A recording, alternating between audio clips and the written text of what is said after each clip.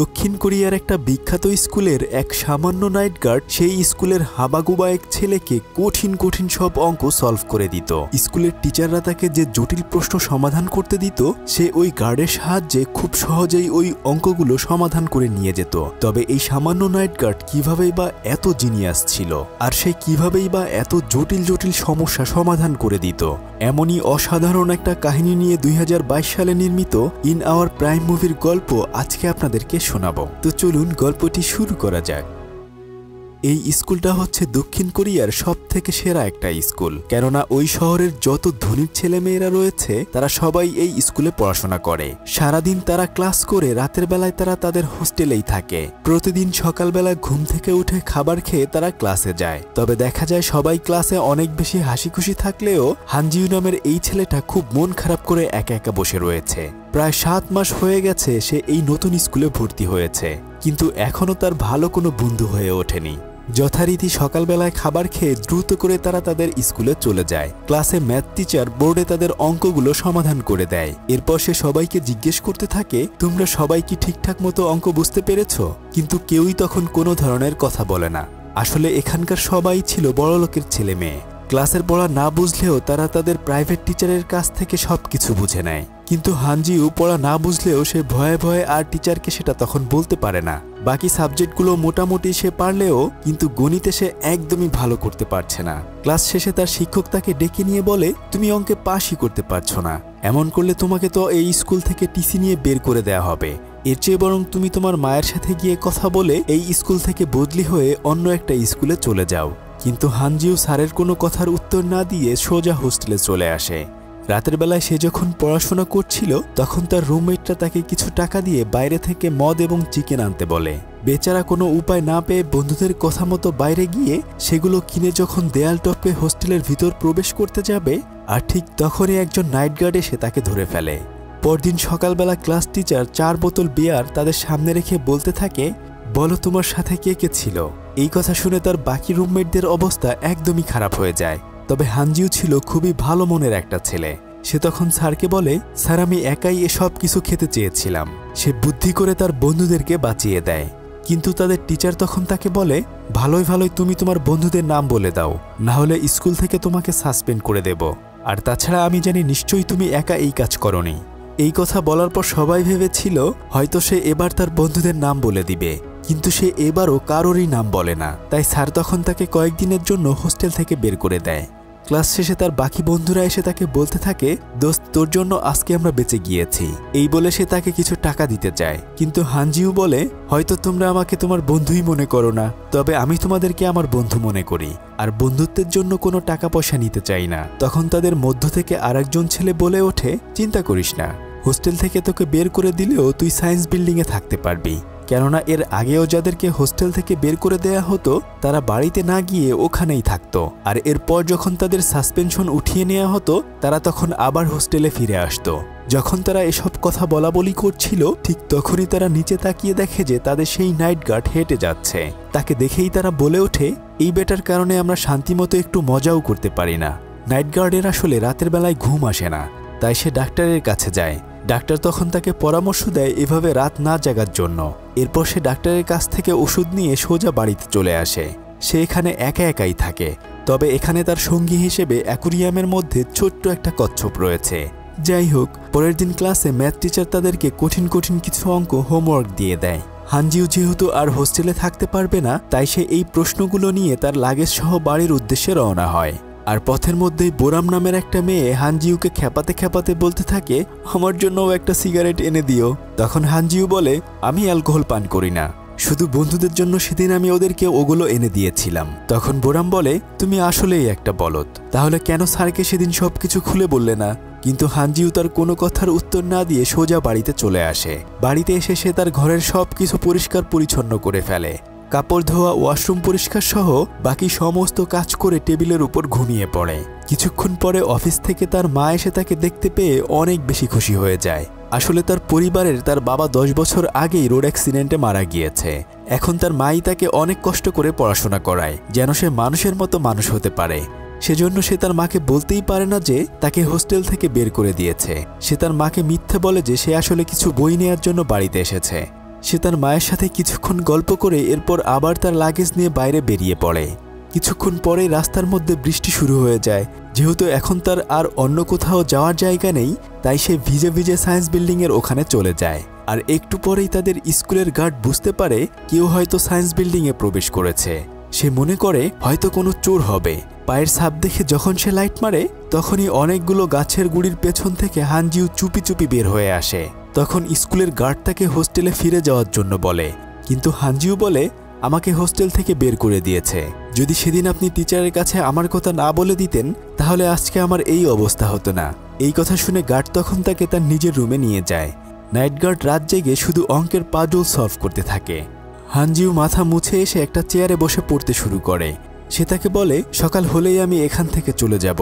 আর একটু পরে সে ওখানে পড়তে পড়তে ঘুমিয়ে যায়। তবে তার হাত থেকে তার ক্লাসে দেয়া সেই অঙ্কের প্রশ্নগুলো নিচে পড়ে যায়। নাইট গার্ড তখন প্রশ্নগুলো হাতে নিয়ে সেগুলো দেখতে থাকে। পরদিন সকাল হওয়ার সাথে সাথে সে তাকে ঘুম থেকে তুলে সবকিছু দিয়ে আবার স্কুলে পাঠিয়ে দেয়। তখন ক্লাসের মধ্যে ক্লাস টিচার এসে তাদের সেই অঙ্কগুলোর এক একটা করে কে কে সলভ করে এনেছে সেটা শুনতে চায়। হানজিউ তখন প্রশ্নটি হাতে নিয়ে দেখে যে ওখানে সবগুলো অঙ্কই সমাধান করা রয়েছে, কিন্তু তাদের ক্লাস টিচার তাদের বলছিল কেউই এই অঙ্কগুলো সমাধান করতে পারবে না। কিন্তু হানজিউ দেখে যে তার সবগুলো এখানে কে যেন করে দিয়েছে। এটা দেখে সে তো একদমই অবাক হয়ে যায়। বোরাম তখন উকি দিয়ে দেখে যে হানজিউয়ের সবগুলো অঙ্ক সমাধান করা রয়েছে। স্যার যখন জিজ্ঞেস করে, তোমরা কেউ কি সবগুলো অঙ্ক সমাধান করতে পেরেছ? বোরাম তখন স্যারকে হানজিউয়ের কথা বলতে গেলেই সে তাকে ইশারা করে সেটা বলতে মানা করে। এরপর ক্লাস থেকে ফিরে সে সোজা ওই নাইট গার্ডের কাছে গিয়ে জিজ্ঞেস করে, আপনি কিভাবে এই অঙ্কগুলো সমাধান করেছেন? কিন্তু সে তখন তার নেম প্লেট তাকে ফেরত দিয়ে কোনো কিছু না বলে সোজা তাকে রুম থেকে বের করে দেয়। হানজিউ যখন রাত্রিবেলায় আবার নতুন অঙ্কগুলো সমাধান করতে যাচ্ছিল, তখন সে একটাও করতে পারছিল না। একটু পরে তার বন্ধুরা বলাবলি করছিল যে তাদের প্রাইভেট টিচাররাও এই অঙ্কগুলো সমাধান ভুল করেছিল। তখন হানজিউ বুঝে যায় ওই নাইট গার্ড আসলে কত বড় অঙ্কের জিনিয়াস। তাই সে প্রতিদিন তার পেছনে পেছনে অঙ্ক সমাধান করার জন্য ঘুরতে শুরু করে। কিন্তু সে তার কোনো কথায় একদমই পাত্তা দেয় না। তবে হানজিও হাল ছাড়ার পাত্র নয়। সে তার বাসার সামনে গিয়ে ঝাড়ু দিতে থাকে, আর এটা দেখে নাইট গার্ড তাকে ঝাড়ু দিয়ে তাড়িয়ে দেয়। এভাবে অনেক চেষ্টা করেও আসলে সে তার কাছে কোনো কিছুই শিখতে পারে না। নাইট গার্ড যখন পরদিন সকালবেলা ময়লা পরিষ্কার করছিল, আর ঠিক তখনই সে শুনতে পায় যে ওখানে কয়েকজন টিচার বলাবলি করছে হানজিউ যেহেতু অঙ্ক পারে না, তাই তাকে স্কুল থেকে বের করে দেয়া হবে। যথারীতি রাতের বেলা হানজিউ আবার তার কাছে আসলে সে তাকে বলে, আজকে টিচাররা বলাবলি করছিল তোমাকে নাকি স্কুল থেকে বের করে দেবে। তখন সে বলে, আমার মা ছোটোখাটো একটা চাকরি করে আমাকে পড়াশোনা করায়, সেজন্য আমি আলাদা করে প্রাইভেট পড়তে পারি না। আর তাছাড়া আমি আমার আগের স্কুলে অনেক ভালো রেজাল্ট করতাম, তবে এখানে এসে আমি অঙ্ক একদমই বুঝতে পারছি না। তখন নাইট গার্ড তার হাতে একটা কাগজ ধরিয়ে দিয়ে বলে, আগামীকাল সায়েন্স বিল্ডিংয়ের বি ব্লকের 103 নম্বর রুমে চলে এসো। সে তখন খুশি মনে ওখান থেকে চলে যায়। নাইট গার্ড তখন তার পরিচিত একজন উত্তর কোরিয়ার মানুষের কাছে আসে। সে আসলে রাতের বেলায় পড়ানোর জন্য পুরনো কিছু জিনিসপত্র নেয়ার জন্য এখানে এসেছে।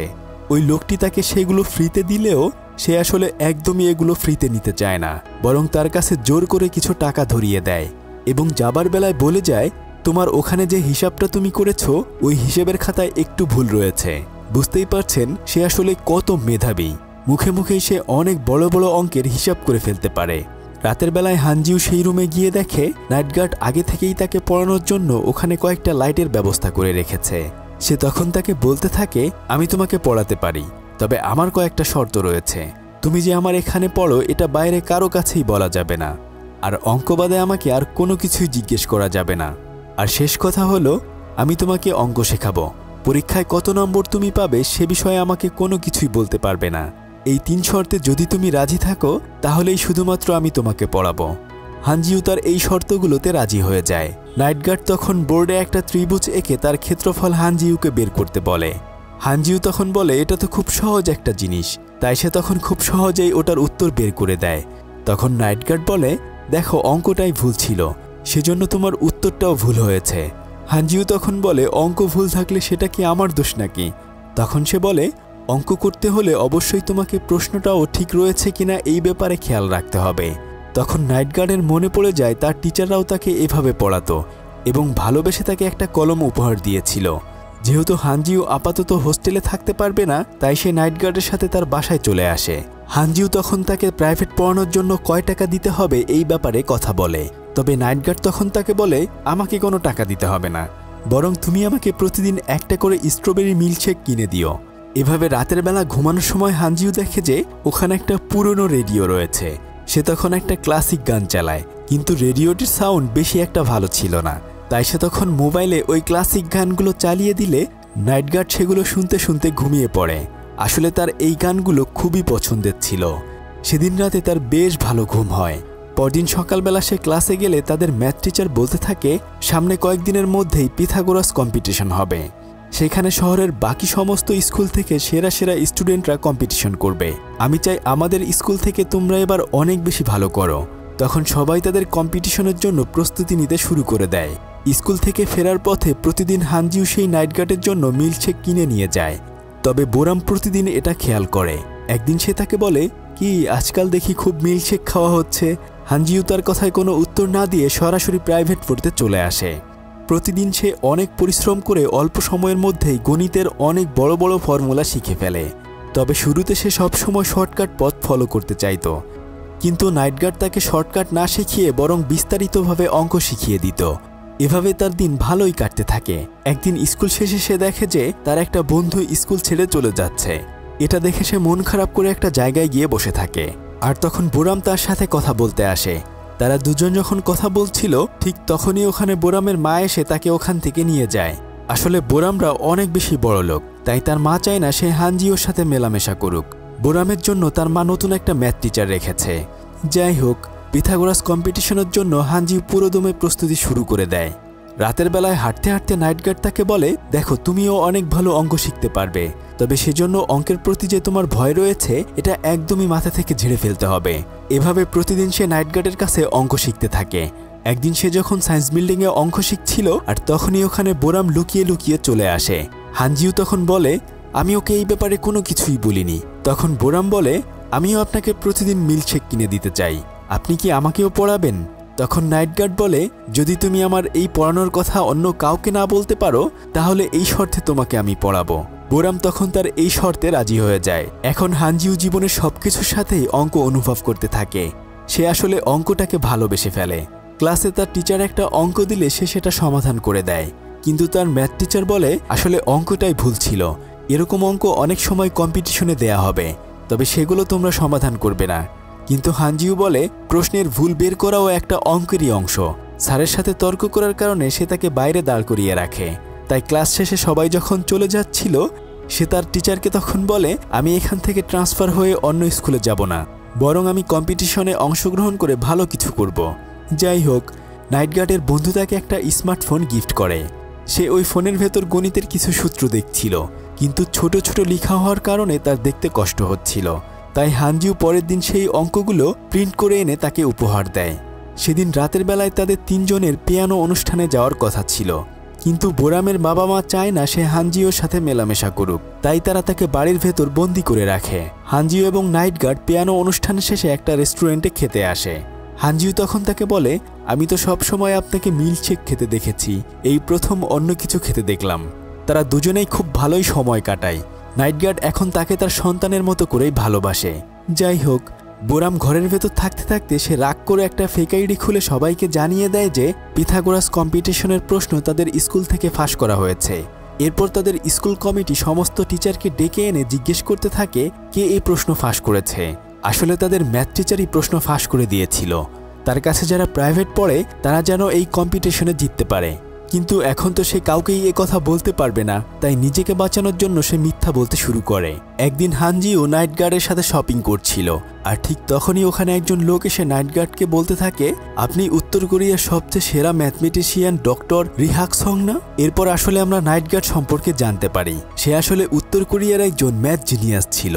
সে ওই লোকটির স্কুলে গিয়ে একবার একটা ম্যাথ ক্লাস নিয়েছিল। ওনার আসল নাম হচ্ছে রি, কিন্তু রি তাকে তখন তার কোনো প্রশ্নেরই উত্তর দেয় না।